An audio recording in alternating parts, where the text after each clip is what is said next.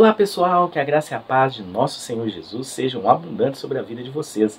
Estamos juntos para mais um review e hoje eu quero apresentar nos mínimos detalhes a teologia bíblica pentecostal, de Gênesis a Apocalipse, momentos decisivos da história da redenção. Editora Carisma e o autor é o Roger Stronstar. Esse material ele é muito interessante porque se você quiser ter uma teologia bíblica introdutória, básica, uma linguagem de fácil entendimento, dentro de uma visão pentecostal, de uma visão arminiana, você deve começar por esse material. Talvez você nunca leu nada sobre teologia bíblica, porque esse livro ele funciona também como um panorama bíblico. Então ele é muito fácil de entendimento, uma linguagem fácil, uma linguagem acessível, e também você vai ter profundidade para você conhecer todo o desenvolvimento teológico das escrituras de Gênesis a Apocalipse. Na descrição do vídeo tem um link caso você queira adquirir, e a gente vai lá para a mesa agora para a gente conhecer esse material maravilhoso publicado pela Editora Carisma. Deixa o seu like, se inscreva em nosso canal e vamos para o vídeo. Pessoal, que nós estamos com o livro Teologia Bíblica Pentecostal, do Roger Stronstar. Gente, é um livro muito bom mesmo, é uma teologia bíblica para iniciantes, você que quer ter uma teologia bíblica base para você iniciar os seus estudos, para você dar o start, como eu disse. Esse material da Carisma é excelente, na descrição do vídeo tem o link caso você queira adquirir. Não é um material pesado, não é um material muito exaustivo, 310 páginas apenas, capa brochura, uma linguagem de fácil entendimento, e ele vai discorrendo de Gênesis a Apocalipse, os momentos decisivos da história da redenção. Então, vamos lá, vamos conhecer a obra. Vou fazer aqui a apresentação para vocês. Capa brochura, uma capa muito bem feita, aquela folha meio amarelada. Teologia Bíblica Pentecostal, de Gênesis a Apocalipse. A gente tem aqui a ficha catalográfica. Temos aqui algumas partes dando aqui créditos, composição gráfica, né? E a gente tem aqui o sumário. Então, capítulo 1, esse material é dividido em temas dentro da Bíblia. Capítulo 1, a gente tem a primeira parte, né, teologia do Antigo Testamento, que é dividido, né, o material é duas partes, primeiro a teologia do Antigo, depois a teologia do Novo. Claro que tem uma introdução antes. Capítulo 1 da criação ao dilúvio, ele vai desenvolvendo tópicos dentro desse capítulo. Capítulo 2 de Noé à Torre de Babel. Capítulo 3 de Abraão às andanças aos locais mais remotos de Israel. Capítulo 4 de Josué ao exílio. Capítulo 5 de Josué e Zorobabel, a revolta judaica. E aí nós encerramos a teologia do Antigo Testamento. A parte 2, a partir da página 144, teologia do Novo Testamento. Tem aqui uma transição e introdução. Capítulo 6 é o ciclo 6, a nova aliança. Capítulo 7, a continuação, novo começo, segundo João o Evangelista. Capítulo 8, ciclo 6, continuação, crescimento e disseminação do cristianismo. Capítulo 9, a continuação, Paulo, apóstolo, profeta e mestre para um novo povo de Deus. Capítulo 10, a continuação, clímax da história, o capítulo 11, da segunda vinda de Jesus, as bênçãos eternas. Tá? Então, é um material muito bom, introdutório, para você ter essa compreensão clara, essa compreensão profunda também, dentro de uma linguagem acessível, sobre essa abordagem com relação à teologia a teologia bíblica geral, tá? Então ele vai trabalhar muito dentro desse esqueminha, e aí sempre tem um círculozinho aqui na parte que ele está trabalhando. Então ele vai trabalhar criação, dilúvio, Babel, lugares remotos, cativeiro, exílio e nova criação, né? E sempre desenvolvendo chaves e pontos para você compreender. Sempre em cada capítulo e cada parte também a gente tem aqui uma ilustração. A primeira parte, como eu disse para vocês, é a teologia do Antigo Testamento, capítulo 1, da criação ao dilúvio. Então ele vai desenvolvendo, na visão global, a criação termina na redenção. Gente, é muito interessante porque ele vai desenvolvendo uma narrativa, em primeiro lugar, desses temas dentro da Bíblia, e o significado teológico. De maneira simples, curta, objetiva, não é um material que desenvolve tanto, né? Então, olha só, a narrativa da criação descreve 4 temas. Deus traz ordem ao caos, Deus é a fonte da vida, a obra de criação de Deus foi boa, e aí ele vai desenvolvendo isso, né? A obra da criação de Deus foi completa. São pontos teológicos importantes para compreendermos. Os agentes, Deus cria os seres humanos, Gênesis 2, 4 até o 25, a gente tem todo esse desenvolvimento, toda essa abordagem que é muito importante para a compreensão da teologia bíblica do Antigo Testamento. A gente tem aqui a origem do pecado. Então, olha só, para resumir extraordinariamente, os primeiros agentes de Deus nos momentos decisivos da história não têm pai ou mãe, além de serem criados como adultos completamente crescidos, são o objetivo da criação e o coroamento de sua glória. E aí, quando a gente vai caminhando, né, dentro do material, a gente percebe ele desenvolvendo pontos. A serpente acusando Deus de mentiroso, a serpente acusa Deus de mesquinhez, a serpente força Deus a amaldiçoar os seres humanos, o ápice da sua criação. Obviamente a estratégia da serpente havia sido iludir Adão e Eva para desobedecerem, né? Então, além de desenvolver também esses aspectos, né, ele também vai trabalhando de forma panorâmica a Bíblia. Então funciona como uma teologia básica do Antigo Testamento e também do Novo, é uma teologia bíblica e também um panorama. Daqui a pouco você vai entender o porquê que ela é intitulada Teologia Bíblica Pentecostal. Capítulo 2 de Noé, a Torre de Babel. Então começa aqui com um esqueminha. Tem aqui um círculo mostrando onde na história será trabalhada. E aí os agentes, né, dessa parte, a disseminação da humanidade, o julgamento. E aí vai desenvolvendo tudo que aconteceu nesse tempo. Então é um material panorâmico, é um material também teológico. Olha só, o novo começo, adoração, bênçãos e aliança. Sempre o autor coloca esses quadros aqui que facilita muito a compreensão, né? Adão, agente do começo, Noé, o agente do novo começo. Então faz essa associação em Adão e em Noé, já que a narrativa bíblica permanece trabalhando essa questão das alianças de Deus. A disseminação do pecado, a família de Noé reprova a terra.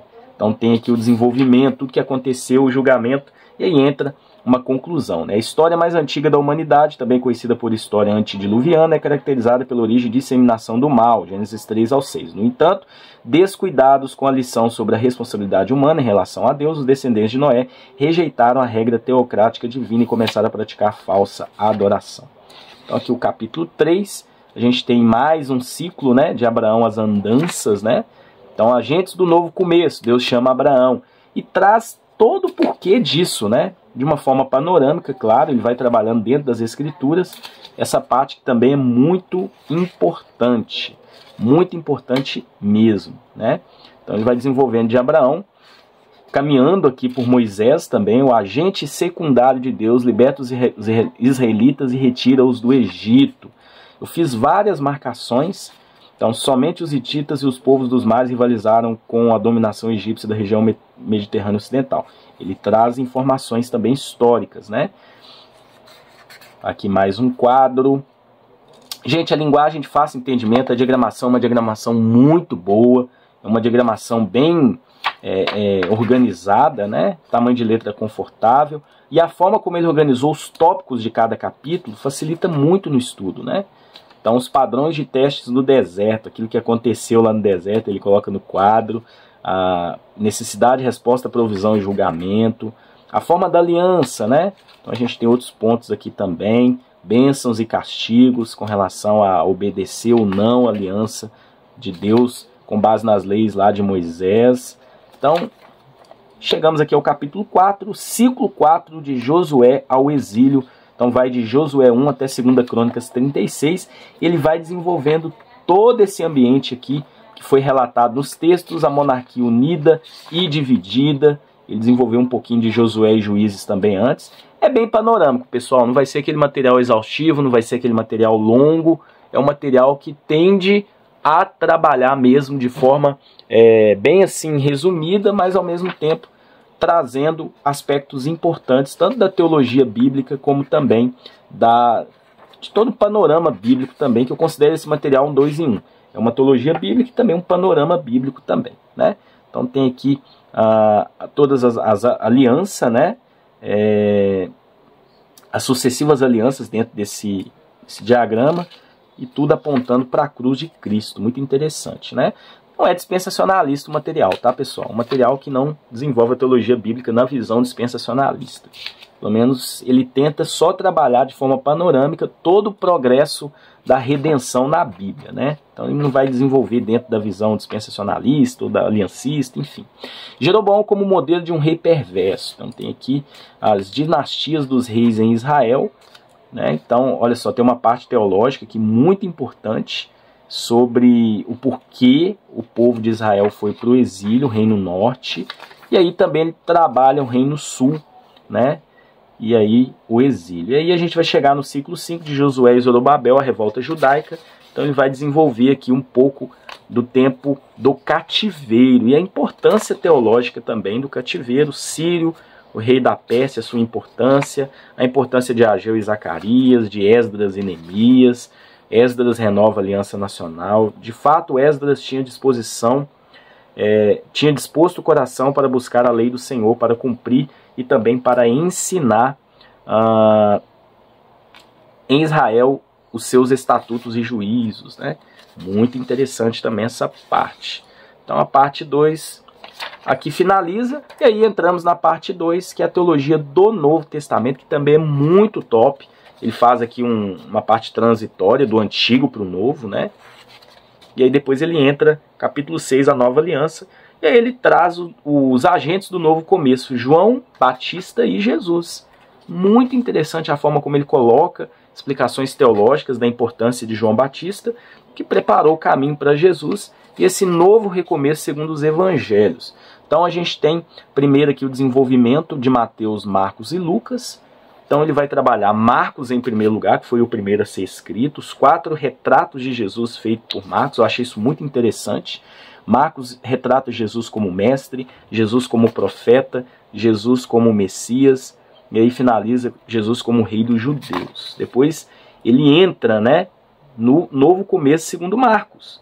Então Marcos vai desenvolver, aliás, segundo Mateus, né, Mateus vai desenvolver Jesus como filho de Davi, e ele vai trabalhar o reino de Deus, o reino dos céus em Mateus. E aí o novo começo segundo Lucas, né, a nova aliança, trabalhando em Lucas e os escritos lucanos, fazendo um link também a Atos, que é a continuidade, né, o tema lucano do Salvador, salvação e salvar.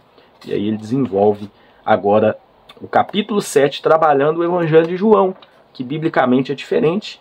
Ele desenvolve os 2 agentes, João e Jesus, e aí vai trabalhando a identidade de Cristo como Filho de Deus, e também desenvolve os sinais, os 7 sinais que apontam, além das festas, tudo aquilo que Jesus fez, milagres, palavras, desenvolvendo a superioridade de Cristo sobre tudo e sobre todos, né?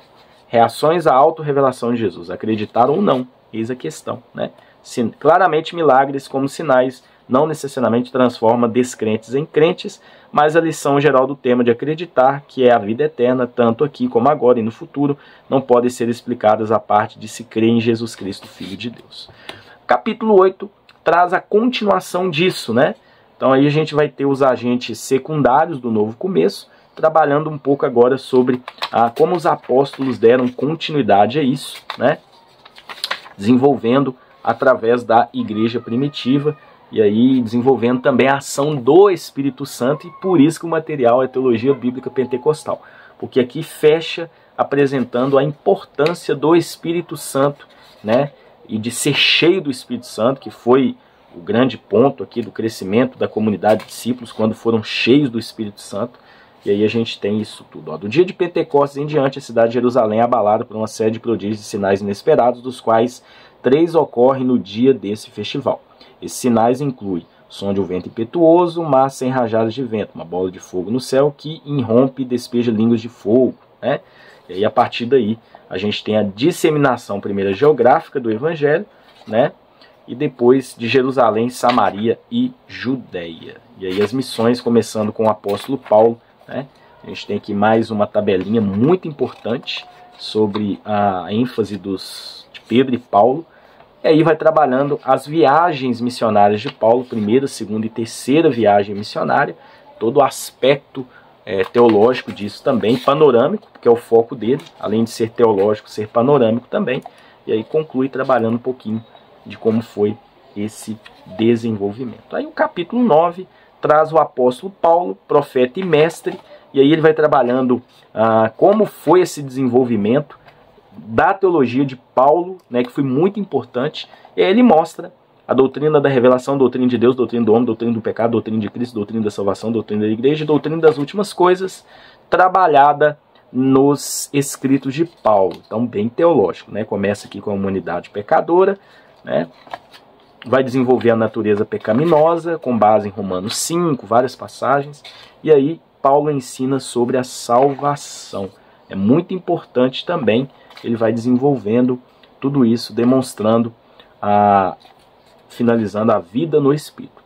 Bem arminiano o pensamento dele aqui, ele vai mostrar o desejo de Deus de salvar a todos, né, que Cristo morreu por todos. Ele vai seguir dentro dessa abordagem também, né? Deus é o único que justifica, tem aqui a parte da justificação, né?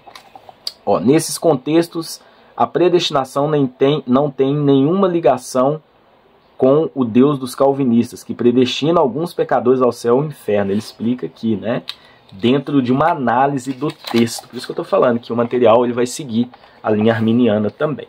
Capítulo 10, o clímax da história. E aí a gente tem a visão joanina, a gente tem aqui Apocalipse. Não vai se posicionar aqui pré-milenista, amilenista, pré-tribulacionista, enfim. Ele vai apenas trabalhar aquilo que as escrituras apresentam, tá? Né? Trazendo quadros, enfim, né? O julgamento de Deus sobre Roma é profeticamente predito. E aí ele traz aqui no último capítulo, né, sobre a segunda vinda de Cristo e as bênçãos eternas, um novo céu e uma nova terra, né, um novo jardim, a nova Jerusalém. E aí ele finaliza na página 305. A gente tem aqui algumas referências bibliográficas. E aqui tem uma ficha técnica de Roger Stronstar, né, que é o autor desse ótimo material, A Teologia Bíblica Pentecostal de Gênesis, Apocalipse, Momentos Decisivos da História da Redenção, editora Carisma, é o review de hoje. Que Deus abençoe vocês e até um próximo vídeo, se Deus assim permitir.